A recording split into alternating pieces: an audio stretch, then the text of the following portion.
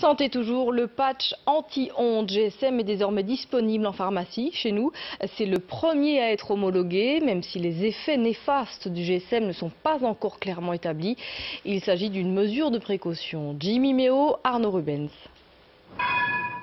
Il est très clairement l'incontournable des balades en rue ou de l'attente au transport en commun.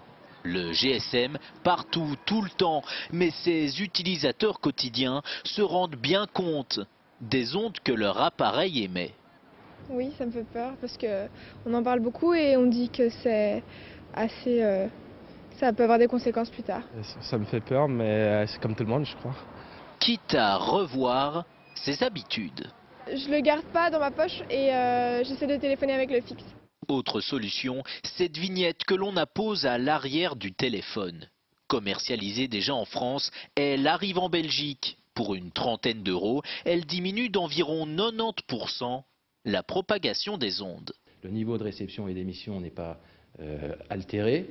Ce qui est altéré, c'est le niveau de réception du rayonnement, du DAS, donc vers la tête et vers le corps. Et les méfaits pour l'organisme sont réels. Dans ce cabinet, par exemple, les patients sont de plus en plus nombreux à se présenter pour des maux de tête, des chaleurs ou des acouphènes.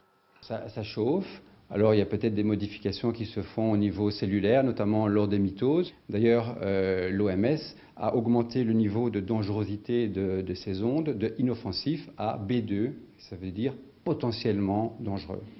À l'heure actuelle, aucun remède n'existe, seuls quelques conseils et précautions. D'ailleurs, depuis le mois de mars, les fabricants sont obligés d'indiquer à la vente le niveau de rayonnement de l'appareil.